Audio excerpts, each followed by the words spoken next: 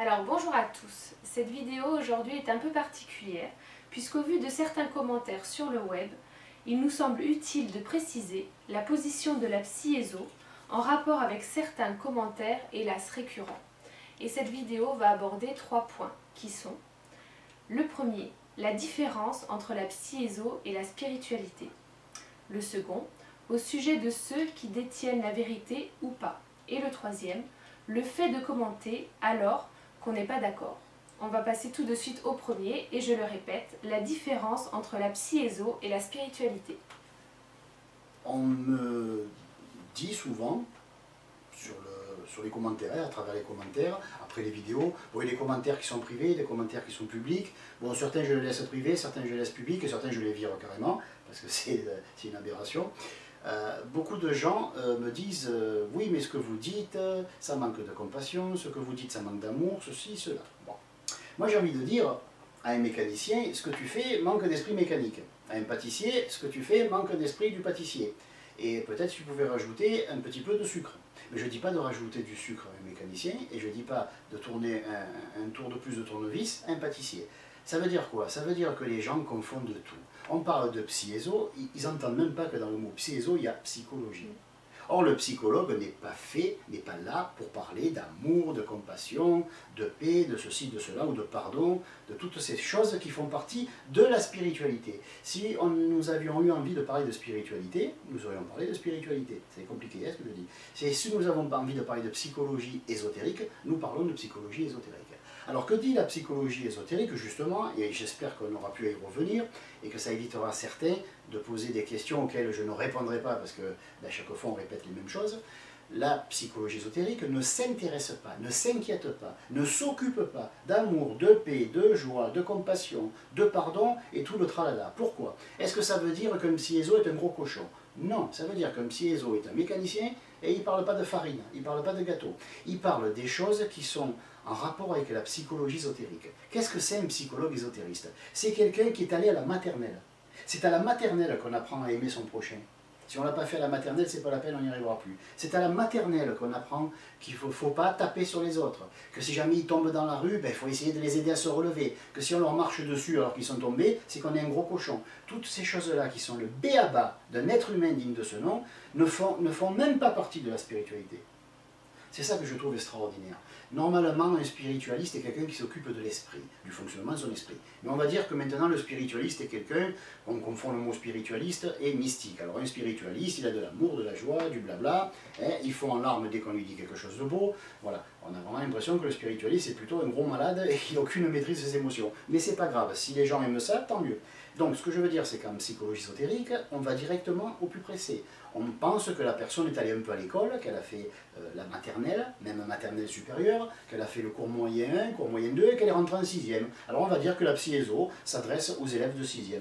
C'est pas bien méchant, ça ne s'adresse pas à des pros, à des spécialistes, mais ça s'adresse à des gens qui ont un petit peu avancé et qui en sont plus à dire peut-être qu'il ne faut pas blesser son prochain gratuitement, peut-être qu'il faut pardonner. Toutes ces choses-là me paraissent si évidentes que j'ai honte de devoir répondre à ces questions. Et j'ai honte pour les gens qui me les posent. Les gens qui disent oui mais vous ne parlez pas d'amour. Ben encore heureux que je ne parle pas d'amour, je suis tellement occupé à le vivre.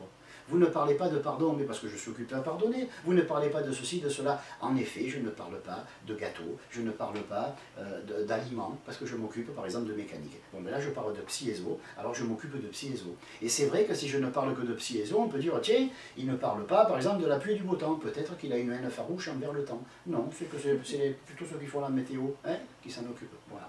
Donc j'espère que les gens comprendront, qu'ils arrêteront de nous dire, mais est-ce que vous ne pensez pas que l'amour est au-dessus de tout? Ma foi, non, d'ailleurs je ne le pense pas. Mais ça c'est mon problème. Ça ne veut pas dire que parce que je ne le pense pas et que je n'en parle pas, que je n'ai pas d'amour, que je n'ai pas de ceci, de cela. Ça ne me gêne pas si on m'accuse de ne pas avoir ceci, cela. J'en ai entendu d'autres. Enfin, guerre pire, mais j'en ai entendu d'autres quand même. Mais je veux dire par là que le propos n'est pas là. Si on fait une conférence sur le climat, hein, qu'on parle de problèmes climatiques, on ne va pas dire « mais que pensez-vous de la fin dans le monde ?» Un problème à la fois. La fin dans le monde, ben, c'est ceux qui s'occupent de la fin dans le monde qui en parlent. Et les météorologues, ils parlent des problèmes climatiques. Hein, voilà. Alors j'espère que la chose sera entendue et qu'on ne me demandera pas de rappeler les tables de multiplication. On sera en train de compter, hein, on fera des calculs un peu plus avancés et on n'en reviendra pas au BEA et BEA plutôt, et à 1 plus 1 égale 2. On passera à des niveaux un peu plus sophistiqués, genre au niveau 6e, 5e. Hein, voilà, comme ça tout le monde pourra suivre. Alors, second point. Au sujet de ceux qui détiennent la vérité ou pas. Ah oui. Ah oui, alors ça c'est un truc qui m'a toujours fait marrer. On en a déjà parlé, mais je vois que c'est pas la peine, il va falloir recommencer. Pourquoi? Alors, en quoi une personne qui dit à une autre personne « mais tu ne détiens pas la vérité » se rend ridicule et qu'elle prouve simplement qu'elle est stupide? En quoi? Ben, c'est très simple. Moi par exemple, si je sais ce qu'est un cheval, j'ai une photo d'un cheval, on me montre un chien, je fais ça, je dis « non, ce n'est pas un cheval ». Et là tu vas me dire « mais comment tu le sais ?» Parce que moi j'ai déjà vu un cheval. Moi je détiens l'image d'un cheval. Donc détenant l'image d'un cheval, je sais que ça, ce que tu me montres, c'est un chien. Et l'autre va dire, oh, je me suis fait avoir. C'est parce qu'il avait un étalon modèle qu'il a pu comparer ce que je lui disais à ce que lui connaissait. De la même façon, dire à quelqu'un, tu ne détiens pas la vérité. C'est même pas orgueilleux, bien que ça le soit un peu. C'est pas orgueilleux, c'est stupide. Pourquoi? Parce que pour pouvoir affirmer à quelqu'un, tu ne détiens pas la vérité, il faut soi-même la détenir.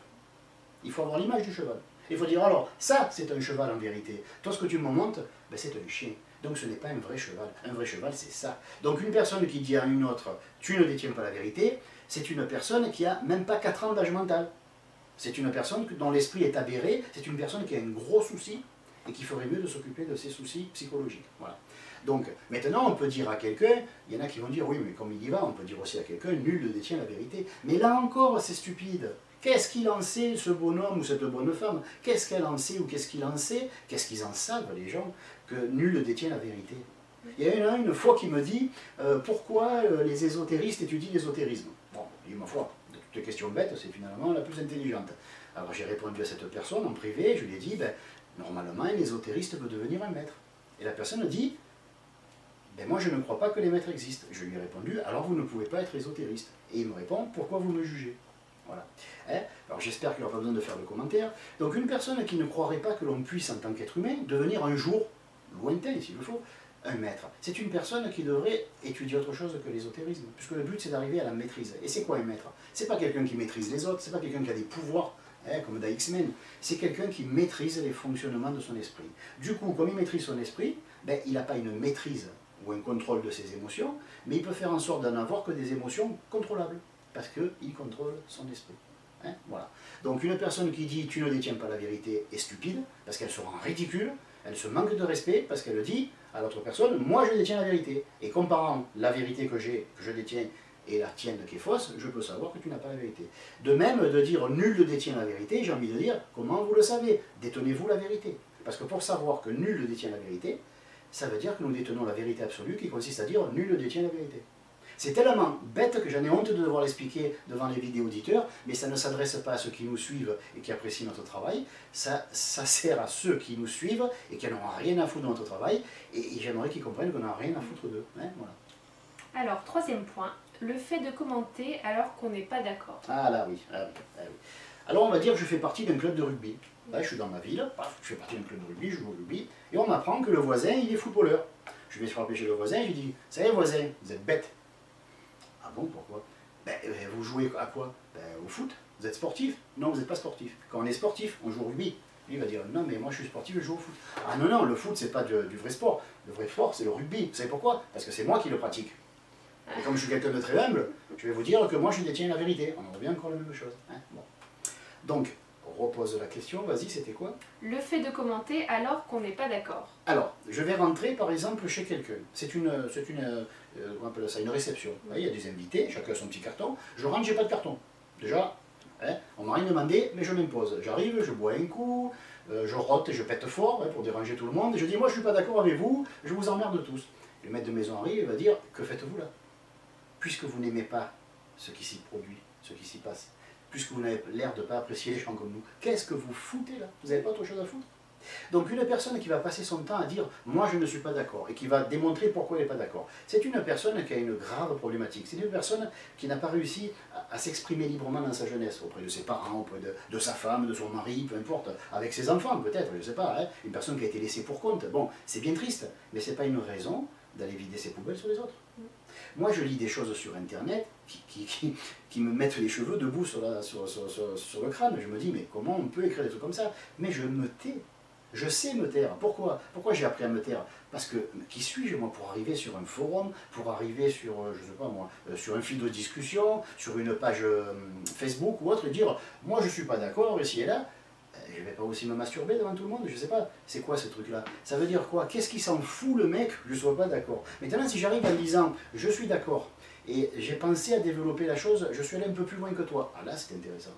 Mais pourquoi fréquenter des endroits qui sont des endroits quand même des propriétés? Un forum c'est privé, une page web ou, je sais pas moi, ou une page Facebook, même si c'est ouvert au public, c'est pas une raison pour rentrer et tout piétiner. Hein? Parce qu'une chose est ouverte au public que c'est ouvert à tous les imbéciles. Voilà. Donc moi je ne vais pas critiquer les autres, je ne vais pas leur dire je ne suis pas d'accord, pourquoi? Parce que je suis conscient qu'ils n'en ont rien à carrer de ma version. Eux, ce qui les intéresse, c'est de parler d'un sujet. Donc ce qui les intéresse, c'est d'attirer des gens qui se passionnent pour le même sujet qu'eux. Or, je vois mal quelqu'un se passionner de philatélie, attirer des philatélistes qui lui disent « je ne suis pas d'accord avec toi ».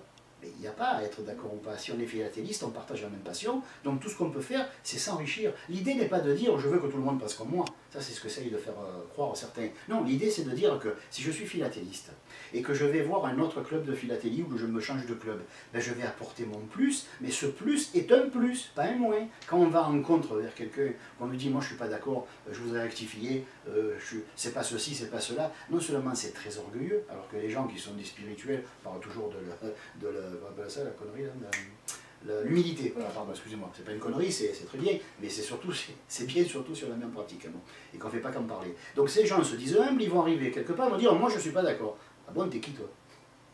On s'en fout que tu n'es pas d'accord. On est là pour partager une passion. Et dans le partage d'une passion, il y a partager. Et partager, c'est je suis d'accord. Et je vais même te dire mieux, toi tu as développé jusque-là, mais moi je vais prendre là, je vais aller plus loin. Et là, c'est tout à fait ordinaire. Mais de dire à quelqu'un je ne suis pas d'accord, vous vous trompez, etc., c'est une aberration mentale. Voilà. Alors donc j'invite les gens qui ne sont pas d'accord avec ce que nous faisons, ben, d'aller du côté où ils sont d'accord. Ou s'ils ne peuvent pas se retenir de ce, comme on dit, le terme jeune, se fighter. Oui. Voilà, hein, de se fighter. Les gens adorent se fighter, ils ont des poubelles à vider, ils veulent casser la gueule à tout le monde. Donc si vous avez besoin de vous fighter, il y a des gens qui demandent que ça, de se casser la gueule avec d'autres, ou de leur casser la gueule, ou de se faire casser la gueule. Voilà, donc je pense qu'il faudrait que les gens arrivent à comprendre qu'ils ne sont pas le nombril du monde, on n'est pas obligé de les recevoir, on n'est pas obligé de les supporter, que s'ils posent une question qui est stupide, on n'est pas obligé de leur répondre, et que s'ils sont agressifs ou qui font des allusions du genre « tu n'as pas la vérité, tu n'as pas ceci, tu n'as pas cela », ce sont des gens qui montrent qu'ils ne sont pas dignes de recevoir et notre attention et une réponse digne de ce nom. Voilà. Alors moi j'aimerais aborder un dernier point qui parlera d'une vidéo à venir et qui s'intitulera « Réponse aux questions générales ». En fait, pour résumer, ce sera une vidéo qui regroupera toutes les questions et les thèmes qui ont été abordés depuis à peu près un an et qui n'ont pas été mis en vidéo parce que c'est toujours les mêmes thèmes abordés ou les mêmes questions posées. Donc ce ne sera pas des vidéos nominales, on s'excuse d'avance pour cela, mais ce sera une vidéo qui résumera tout ça. Voilà, je vous remercie d'avoir regardé la vidéo et je vous dis à bientôt pour une prochaine.